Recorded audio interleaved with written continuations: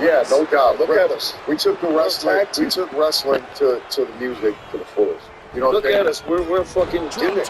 When we used to do interviews, and sometimes still now, we put it like a wrestling program, yelling at the camera, all that crazy shit. You know, we used to do interviews and just be as wild and fucking crazy as we possibly could, taken from wrestling, trying to be characters, trying to sell that we're out of our minds. You know what I'm saying? And we, especially in Europe, man, it's the love them up over there. But, you know, just like wrestling, if anybody thinks we're real, like if anybody thinks we're actually serial killer clowns, they got something wrong with them. You know what I'm saying? I mean, it's obviously gimmick. Everything is gimmick. Every time, you know, especially back in the day when we do interviews, it's all gimmick. All that shit, man. Now, the things we believe are real, any type of evil in the world, in our music, we murder those people. That anger is real. It's really in us. But we're not actually doing that shit. It's just entertainment. It's loud and it's brash, but it's entertainment.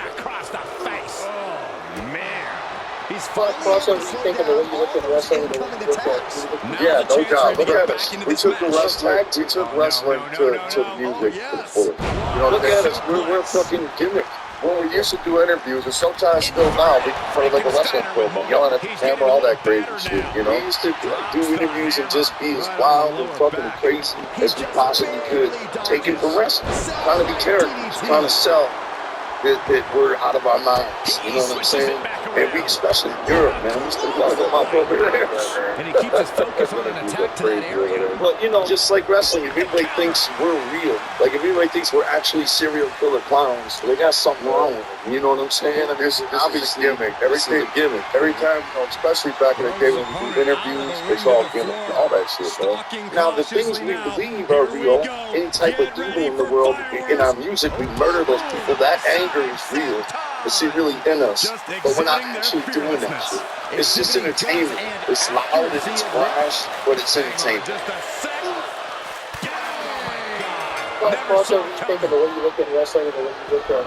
Yeah, no doubt. Look at us. We took the wrestling. We took wrestling to the music to the fullest. You know, look at us. We're fucking gimmick. When we used to do interviews, and sometimes still now, we cut it like a wrestling program, yelling at the camera, all that crazy shit. You know, we used to do interviews. Hey, what it do? Y'all said entertainer. Hey, listen up, man. Look, if you could. I went under the ring after I did the 50. He blistered me one time for comparing Edge games. I took about 4. Want more time to focus on growing your small business? Try Intuit QuickBooks. I said, look, this doesn't make any sense. Put me in the ring. Let me work matches. My stuff can happen in the ring. It didn't make any sense. The kind of money that they paid me, and then for the last 2 months of my contract, of a 6-month contract, I didn't even work it. I mean, they didn't give the character an even opportunity. That was stupid. Kevin Dunn is and has been for way too long the executive producer of WWF WWE. He's universally disliked, but he's so powerful because Vince likes him that nobody will knock him to his face. He doesn't like wrestling. He likes sports entertainment. He thinks that everything about wrestling is that Southern stuff. Treated me when I got up there like I was the guy that ran the Ferris wheel at the county fair. He's the guy who didn't think anybody in Madison Square Garden would know who Terry Funk was because he'd never been big in the WWF. And of course, as soon as he comes out with the pantyhose on his head, carrying the chainsaw, that Terry. He didn't think anybody would like Cactus Jack because, well, Cactus Jack was on their TV down south. He wasn't ever a star for us.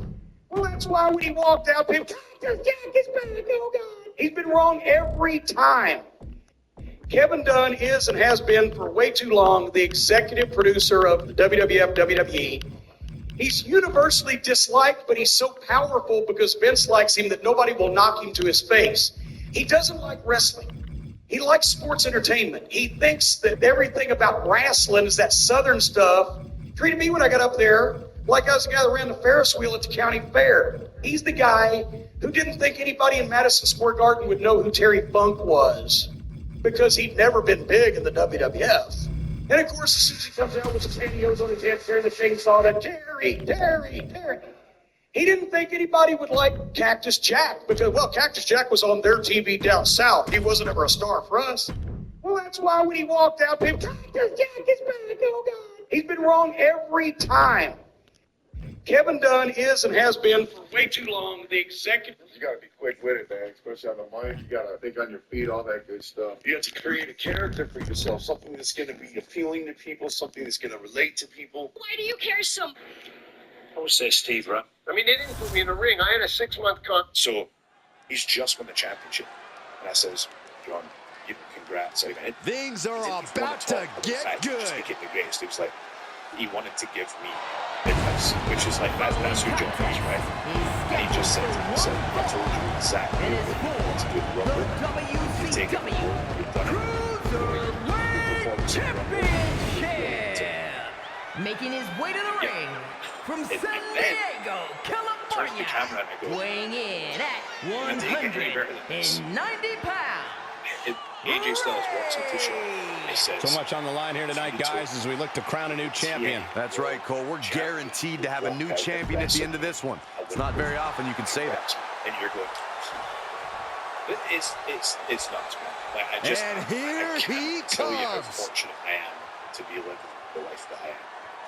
And his opponent from Niigata, Japan, So weighing in just at when 187 pounds, Ultimo It's a big fight feel here tonight as the title is on the line. And title matches like this have a way of getting your blood flowing unlike any other match. You've done it. You had a good performance. You're brilliant tonight. Yeah. And then, how are you supposed to prepare for something like this? You gotta keep your head on a swivel at all times. Can I take it any better than this? The official indicating that AJ Styles walks into the shop and he says, everyone, you got it out of your system. Time to TNA get to business. Action has made it back to the ring, and we can officially start this match. Congrats. Oh, and you're going, yeah, the refs got their hands full in this one. It's nuts, man. Like, I can't tell you how fortunate I am to be living the life that I am. Wow, picture perfect moonsault. So he's just won the championship. He throws his shoulder up before two.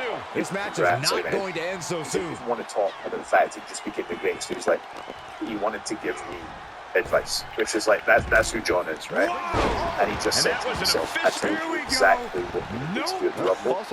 You've taken on board. You've done it. You had a good performance at the Rumble. Throwing all caution to the wind and leap. Yeah. And then I turn to the camera and I go, can I take it any better than this? If AJ Styles walks into the shop and he says, if you'd have told me that the TNA World Champion would walk out at WrestleMania, I wouldn't have believed it. Congrats, man. And you're going, it's nuts, man. Like, I can't tell you how fortunate I am to be Quick living reflex the is life so that I am. important in a match like this. And gets tossed back into the mat. So he's just won the championship. That says, John, you congrats. So athletic. Every ounce of momentum is now against him. He's on his heels, that's for sure. Because we did it for 6 weeks, right, until they shut the place down. There was nobody on it, right? So the 1 week went, Gloria Gaynor was on. Outrageous athleticism on the verge. Agility like that is what can set you apart from the rest of the locker room. 50 people staying on the camp. Yeah. So there was like 20 of them watching the wrestling. And it sort of went like that. There was a couple of hundred the next week. But the 1 week went, Gloria Gaynor was on, and there was like 1,000 people. None of them staying on the camp. A couple of hundred staying on the camp, but all the local area people came. And the Lord Mayor was there from Friday, and we sat in the front row, we got to him. Like, I was 17 at the time. Like, it was just like a great night because there was all this atmosphere. And I remember He's that outside really the ring now. Hope he's got a plan. Oof. Shoulder to the gut. We did it for 6 Sunset weeks, flip. right, until they shut the place down. Picture There was perfect nobody on it, example right? for when you So the just 1 want to week put went, someone Gloria down Gaynor was on. with authority. She was on federal stuff, and it was sold out. It was unbelievable, you know, because every week, like the second week was like 50 people staying on the camp. Yeah. So there was like 20 of them watching the wrestling. And it sort of went like that. There was a couple of hundred This the one is next headed week. outside, guys. The 1 week went, Gloria Gaynor was on, and there was And like he'll leave the 1,000 ring for people. this next None of them stretch. staying on the camp. A couple of hundred staying on the camp, but all the local area people came. And the World Mayor was Misses there the from target. Friday, and everything sat in the front row, and we got to it. And like, when I was 17 at the time, it was just like a great night because there was all this atmosphere, and I remember that really well. Running sit-out powerbomb. What goes up must come down. sure as hell did right there. Because we did it for 6 weeks, right, until they shut the place down. There was nobody on it, right? But the one was went, Gloria Gaynor was on. She was on and it was sold out, and it was unbelievable, you know. We got there with a match. I took the shoulder pad. Giving a massive effort to overcome the pin attempt. And I thought that was really cool. The guy sitting in that jacket, the Lieutenant jacket. So I don't know what the loaded ass animal was talking about. You know, but if you got a problem with it, you know how to contact me if you got something to say. Don't be a little bitch and sit on the video. You got something to say to me, come in and say it or call me on. And yet he's still in this match? Whoa, leaping through the air. He's got him scouted. We got there with a match. I took the shoulder pads. Back to Hall. Double chicken wing. And I thought that was really cool. And the guy sitting in that jacket, the Lieutenant jacket. So I don't know what the loaded ass animal was talking about. Yeah. You know. When we got there, 2 of the fellas wouldn't go on. 2 of the older wrestlers, what they didn't mean. WCW Met each other before. Champion, Ultimo Started the same place. Started 2 years before, 2 years older. Celebrating the and then championship went win over to here. 5. We got there, nobody History in there. the making. These others This is wouldn't go on, literally there's nobody one there. for the So history me and books. Robbie, And we got to and witness it up promoter was close. the referee, and he went, well, we're getting paid, let's put the show on. And he, the promoter, went and grabbed, there was like this big ballroom, some of them, them ballrooms, and they're all 2,000 people, you know, the great big ballroom, and there was the bar staff and the cleaner over there, and they're like that, looking, and they just sat in 3 chairs, and we put them, me and I swear to you, me and Robbie Brookside did a 6 5-minute round with no fall wrestling match, a 30-minute match for them. When we got there, 2 of the fellas wouldn't go on. 2 of the older wrestlers, and it was me and Brooke. Hey, what it do? Y'all said the entertainer. Hey, listen up, man. We were wrestlers before we made music. Yeah. You know what I'm saying? We were trained somewhat. I'm going to tell you, it was disheartening to see somebody with so much, had done so much, and can really do anything, and has incredible power to get attention, to get something. $5,000 for your car accident looks so generous until you realize it should have been $100K. All right, y'all, hard truth time. Insurance companies are literally trying to lowball you. The truth is, your car accident could be worth 3 times more than what they're offering, but they want you to take their first offer. This free settlement calculator from lawsuitinfocenter.com shows you what your car accident is actually worth. If you got rear-ended, hit by a truck, whiplash, you can find. So now we're backstage, and what you always do is thank your boys, you know, for great match, man. Thanks for tonight. And when he's coming up to me, he hugs me and goes, "Man, sorry about that boot." He goes, "I know I caught you with a boot." I'm like, "Hey, fuck, it ain't checkers," you know. He goes, "But I know I got you with that clothesline," and he's doing this with his arm, and you look like right here, and you see my jaw imprinted. He goes, "I thought it tore my bicep." That's how hard he hit me. Wow. So he goes, "But you got me back." I said, "How did I get you back?" He goes, "When you jackknifed, your foot came around so fast and so hard, you hit me in the dick so hard, I thought my dick was on fire." So now we're backstage. And what you always do is thank your boys, you know, for great match, man. Thanks for tonight. And when he's coming up to me, he hugs me and goes, "Man, sorry about that boot." He goes, I know I caught you with a boot." I'm like, "Hey, fuck, it ain't checkers," you know. He goes, "But I know I got you with that clothesline." And he's doing this with his arm, and you look like right here, and you see my jaw imprinted. He goes, "I thought it tore my bicep." That's how hard he hit me. Wow. So he goes, "But you got me back." I said, "How did I get you back?" He goes, "When you jackknifed, your foot came around so fast and so hard, you hit me in the dick so hard, I thought my dick was on fire." So now we're backstage. And what you always do is thank your boys, you know, for great match, man. Thanks for tonight. And when he's coming up to me, he hugs me and goes, "Man, sorry about that boot." He goes, I know I caught you in a boot. Like, hey, fuck, it ain't checkers. You know? He goes, but I know I got you with that clothesline. And he's doing this with his arm. And you look like right here. And you see my jaw imprinted. He goes, I thought it tore my bicep. That's how hard he hit me. Wow. So he goes, but you got me back. I said, how did I get you back? He goes, when you jackknifed, your foot came around so fast and so hard, you hit me in the dick so hard, I thought my dick was on fire. So now we're backstage. And what you always do is you thank your boys, you know, for great men. When I just started, Can I still move my toes to the hands?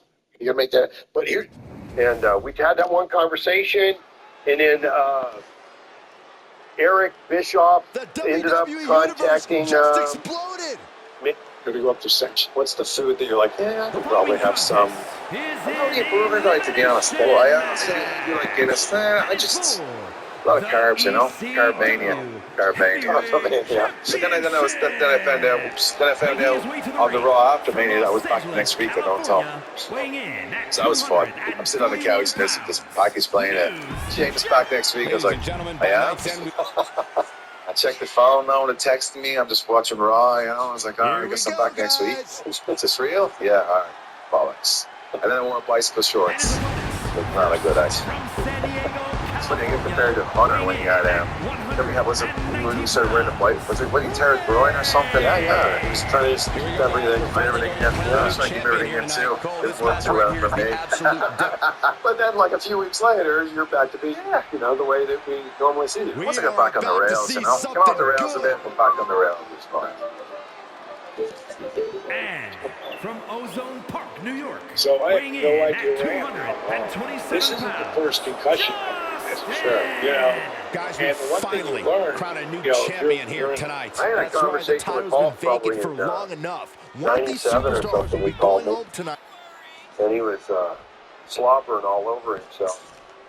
All right, I love Thursday this night, we guy. had to do 2 single. There was 4 of us. We used to travel in an ambulance with a 14-foot ring. Honestly, 14-foot ring. We had 4 wrestlers, the referee, and then 1 extra guy that did the ring. We'd do 2 single matches. We'd come off, they'd do a round of bingo, kids Mr. Muscles, knobbly knees, glamorous grannies for an hour, and then we'd go back, the same 4 fellas would go back on and do a tag. And that was a regular thing on all of these holiday camps at that point. I used to do the Carla Granny, Fleetwood, that was just regular thing there.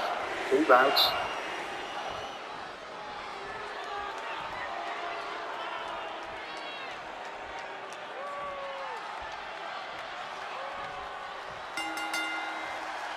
Remember the rules of this fatal 4-way matchup. First superstar to gain a pinfall or submission will pick up the victory. Sounds so simple when I say it that way, but it's far from simple, isn't it, Byron? No, it's not. For every superstar that enters the ring, the possibilities and challenges multiply exponentially. 4 superstars? Anything can happen. Those are some big words, Byron, but I think you're complicating things. And he goes for the pin. And quick getting the arm up. These men knew this match was going to be hard fought. Danger is certainly elevated in a fatal 4-way. Yeah, Cole, you're really going to be careful here. You either go in head first or you sit back and bide your time. We've seen both pay off and both backfire.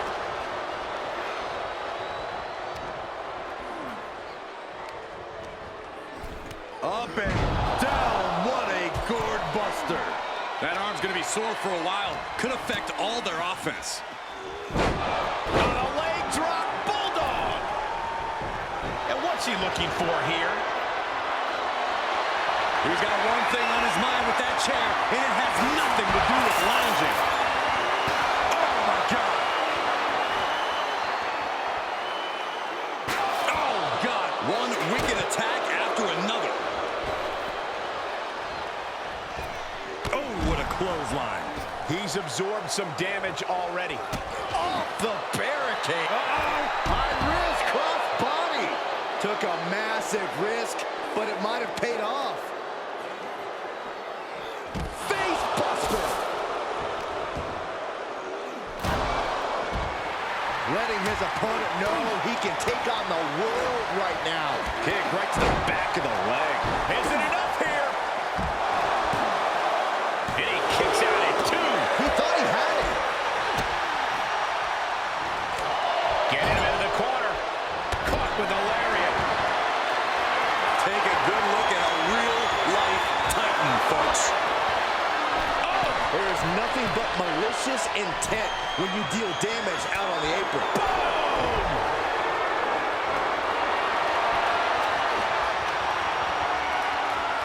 Oh, neck breaker. Oh, what a kick. Answering back. Get back here. Leg. Oh, he went low. The humanity. And there is no other term for that than just cheap. A cheap shot. Cover. Is it enough? Still only got 1. Still gonna take a massive effort to keep him down. This match grinded him down a little. And a well-executed move we just saw there. And there's the cover. Top weight number 9 has been eliminated. This is gonna hurt. Showing him what a real alpha male looks like. Inverted atomic drop. Fez press, raining down right hands. Oh, buster.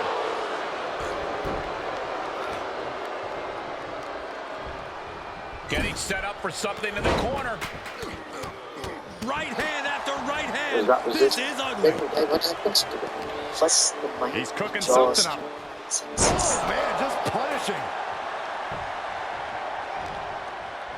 Oh, there's some gouging going on. That's unnecessary. And for a power slam, slips down the line into an inverted DDT. I've been a TNA fan for years and years and years. If you were to have gone into a coma 2 years ago, and you woke up the day of the Royal Rumble, and somebody saw that photo of the current TNA World Champion being pointed at by Triple H, you wouldn't even believe this. I can't believe this is real. So after that happened, I got to the back, and I spoke with Bradley, I spoke with CM Punk, I spoke with Cody.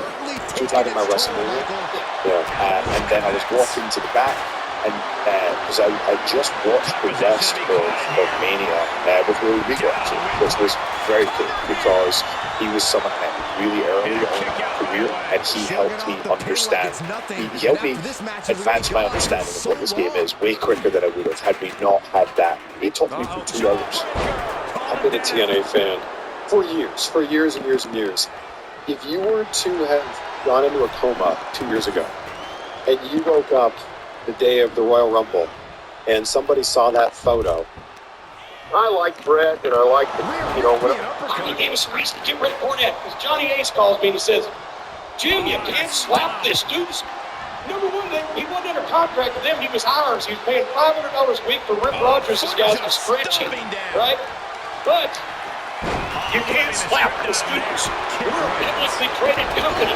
I said, Johnny, we ain't got enough money down here to be a privately traded company. He's not yours, he's mine, leave him to fucking me. Anyway, so that's when we agreed that I wouldn't speak to them and they wouldn't speak to me, and I think they're happier, and I know I am, and I just like to say once more, for everyone here, fuck anybody named McMahon, that's my opinion, but I'm right. Right to the esophagus. He gets out of the way. And proving a bit slippery for him. Brought down with a DDT.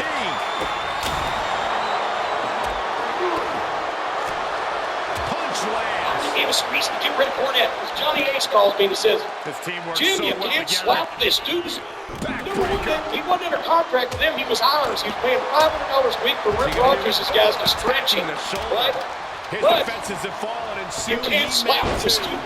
We're a publicly traded company. I said, Johnny, we ain't got enough money down here to be a privately traded company. He's not yours, he's mine, leave him to fucking me. Anyway, So that's when we agreed that I wouldn't speak to them and they wouldn't speak to me, and I think they're happier, and I know I am. And I just like to say once more, everybody here, won't anybody name McMahon. That's my opinion, but I'm right. Disorienting, taking those hits above the shoulders. And the damage is just going to keep on coming if you can't find the defense for this. Straight to the knee. He could be looking for a submission here. Stretched out like muscling his way out of the submission. Get rid of that. Johnny Ace calls me and says, Jim, you can't slap this dude. Are you getting SSDI or disability? What do you remember from that superplex with Hardcore Holly that really effectively ended your WWE run? Right. I remember because Bobby Roode super stiff, and that's where he got the name Hardcore Holly. And I lit him up in the corner with some punches, threw him in the turnbuckle, and I could judge him for it. I could make it look like he ripped my head off, but you got to hold him there. And Bobby would later apologize to me. And when he hit me, his movement kind of staggered me. Now, when he would come through with a clothesline, I would always be going on. Like, I'm not going to be there to take that hit. But I was knocked a little silly. My timing was off. So when he hit me, it friggin' like jackknifed my neck, like whiplash type thing. By the time I hit the mat, I have no idea where I am. What do you remember from that superplex with Hardcore Holly that really effectively ended your WWE run? Right. Was the only one with a hard. So you sure? So the first Tony Khan was a horror guy. So I went Andy a horror rock bottom price, what he wanted. And we got it in his driveway, and I just kind of showed him how to feather the clutch, nice and regular one desk, just roll around the driveway, just do a little circle and come back, go try to shift gears. So we get on that car, just let the clutch out, and jump, like trip, right out the pole, he's blowing us. It's very funny movie. The motorcycle never rode. The Far Heard Around the World is it's funny, but it wasn't too funny for me at the time because in the United States we don't. Okay, he's re-entering the ring.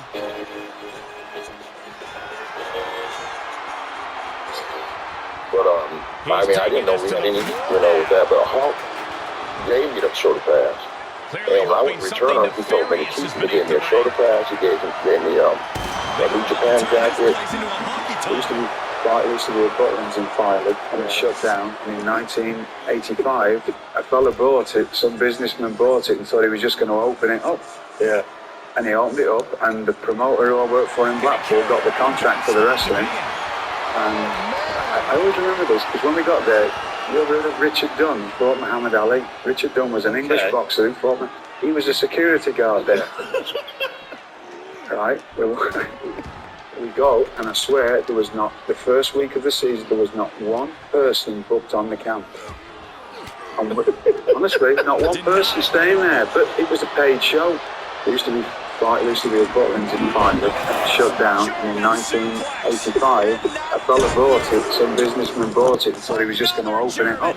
And he opened it up and...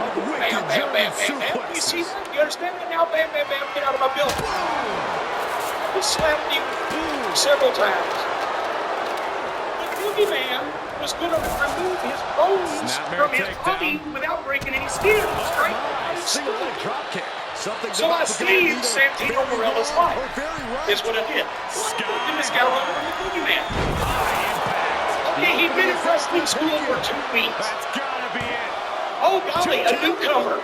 He doesn't know to run when large, angry-looking men run at him. That maneuver is So anyway, amazing. What's the tally on how many times we thought they really liked it because they were punching my buttons and we were on the out, so they were looking for a reason, and I was waiting for the fucking thing anyway.